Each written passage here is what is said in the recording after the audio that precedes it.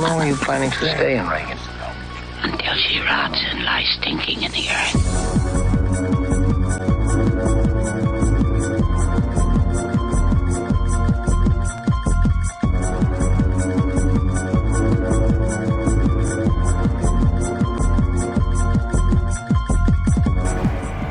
Vampire, Morta, Strigoi.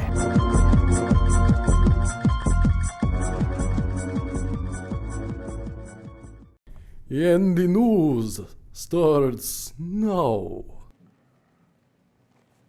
Good afternoon, Beaverton High School. I'm Bethany Williams. And I'm Omid Bethany. Hey, did you hear Mr. Novinger took his students to Japan this year? No way. Yep. What for? To study watersheds, of course. Let's take it to Ben Hamlin, who got the story. We took 29 high school students and 5 high school teachers to Tokyo right here. Then we traveled over to Sado Island. We were there to study Japanese culture and Japanese language, and also to study watersheds and wetland science.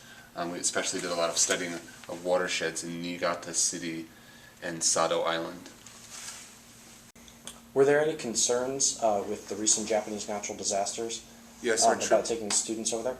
Our trip was put on hold for about 2 months where we weren't sure if we were going. We were under the State Department, so it was their decision whether we went or not. In the end, the U.S. government through the State Department decided that it was safe enough for us to go and allowed the trip to go forward. Because of the disaster and people's concerns, we did lose 2 students, but we had 1 alternate that was able to replace one of the students that decided not to go.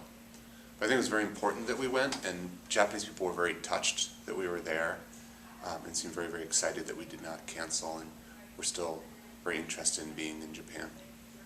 What were some of the activities you guys participated in? And we did often anywhere from 1 to 3 activities a day. We met with scientists all over the island. We also met with university professors a lot in a lot of diverse areas, a lot of engineers, a lot of scientists around water issues. We also just did some fun things like going to Shibuya, the downtown area, going shopping. We held classes in Japanese language and Japanese culture. We did farm stays where the students stayed on farms. They also stayed in homestays in Tokyo, which is probably in some ways the most meaningful for the students, was actually being in Japanese families' homes and connecting with them. So we're hoping to do a little bit more of that next year because the students definitely wanted more chance to be in the home. What kind of lessons did you hope that the students would get out of this experience? My largest hope is that even if they did not go back to Japan or do something related to Japan, that they would become more globalized as young people, more comfortable interacting with people from other countries, and more excited to explore the world that they live in, and become people who are more equipped to deal with a world that's very globalized, that's hoping to work in other countries successfully. That was pretty cool. Hey Bethany, do you believe in ghosts? Why, yes, I do. Oh, did it just get cold in here? Oh, I believe it did. I have goosebumps. Coincidentally, our next story has some spooky activity. Don't you mean paranormal activity? Yes. Miss Armstrong tells one of many haunting tales that hits pretty close to home, Beaverton High School. So in the summer of 2005, the Beaverton School District started an initiative where new teachers got 3 additional weeks to prep their classrooms and get ready for the school year. My first year of teaching, I taught exclusively up on the 2nd floor of the cafeteria in C218, and I started the 2nd week of August. And that summer was really hot and warm, and we would come and we'd go to meetings all morning long, and then in the afternoons we could work in our classrooms. And C218 is on the 2nd floor of the cafeteria. It's a big building. I was all by myself, and it was a hot afternoon. It was probably about 4:30, and I was working up there by myself. And at that point, over in the far windows in the back left corner, overlooking the far side of the cafeteria, I used to have crates where I'd have students like in and out boxes and information for them, and I was organizing those. And it's late in the afternoon, kind of hot. I kind of felt like this weird feeling like somebody was in the room, like I wasn't alone.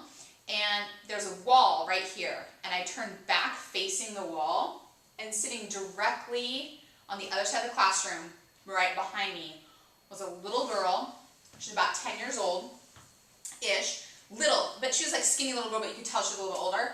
And she had a black dress on, lace arms, tall lace neck, buttons all the way down the front, and she was wearing tall black boots, and she was sitting just like this, just looking at me from across the room. And I turned back around and I think to myself, what the crap-a-doodle was that? And I turned back around again, and I kind of see the image of the blackness, and I turned back around and I shuffled facing away from her around the entire classroom, grabbed my keys and my handbag, and bolted out of there. And for the first 3 months that I worked at Beaverton High School, weird stuff would always happen to me in C218 and on the second floor of the cafeteria. There's that bathroom that's right there, that girls' bathroom. I would go in and toilets would flush. Water faucets would turn on. I would walk into a stall to use the facility, and the other stall doors would start slamming. I got to the point where I would not go to the restroom by myself, so I got to be kind of a creepy teacher. When other students were like, hey, I need to use the restroom, I'd be like, awesome, it's a bathroom party, let's all go, because I would not go into the restroom by myself anymore. In the staff lounge, when you walk in over here on like the right-hand side, there's a couple different microwaves. The microwaves would go off, and they would start by themselves. And finally, one day, a former teacher that used to teach her, he's an administrator now, David Nieslanik, was in the teacher's room, and he must have been quiet for a while, because when I walked in to get my mail and the microwave went off, I was like, oh, finally I have a witness. David, look at that microwave. And he turns and he looks at the microwave and it's going off, and he looks at me and he's like, that's really weird. And I was like, it's been happening for 3 months, the first entire start of the school year. And I told him all the stories about seeing a little girl, about the bathroom, about the microwaves. And he was like, oh yeah, well, this building's haunted. If you just ask her to leave you alone, she'll leave you alone. And I was like, little girl, leave me alone, please. And nothing ever happened since. What a terrifying tale. Yeah, that's scary stuff. Hey Omid, I really like your costume. Oh, well, yours is legit too. Where'd you get it? I rented it from Costume Avenue. You can do that? Yeah, it's a cheaper option, plus you don't have to keep it. That's a good idea. Or you can always go to the Halloween warehouse. Yeah, you're right. Here's the story.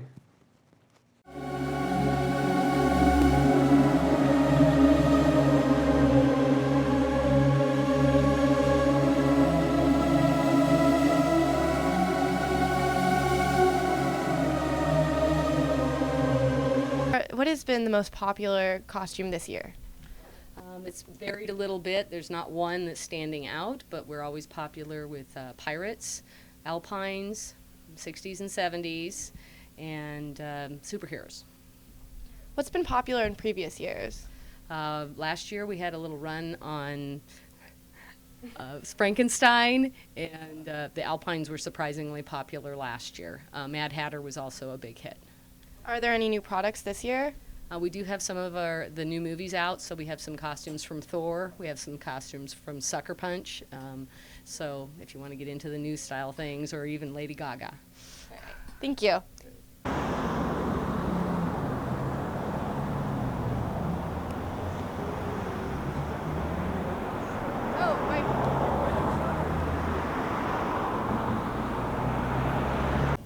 Okay. I'm Stephanie from BTV News, here with Heather at the Halloween warehouse. Heather, what would you say is your most popular product this season? Definitely the morph suits. Everybody's doing all colors, all styles with the morph suits, and any superhero because of the 7 superhero movies that came out this year. What has been popular previously? Always military, policemen, firemen, things like that, definitely. And then the cute little sexy girls always. Are there any new products this year? Absolutely. We have some that are sound effective. If you sing or the music, they'll light up. We've got all kinds of light up stuff this year. All right. Thank you. That's a good way to go for Halloween this year, huh, Bethany? Most definitely. And now, here are the announcements for the week. There's a choir concert on October 20th at 7:30 p.m. in the BHS auditorium.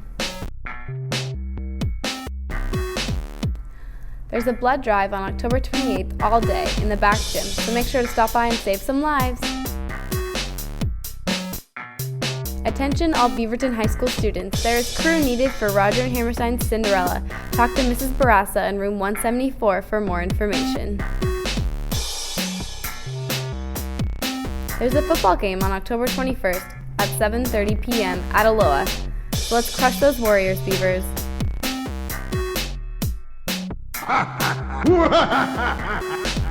Halloween is on October 31st, and it's a Monday this year. So have a spooktastic time, Beavers!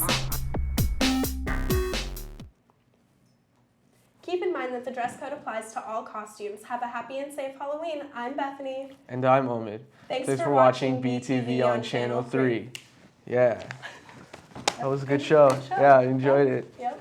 Let's get done with this though. Oh, yeah. Yeah.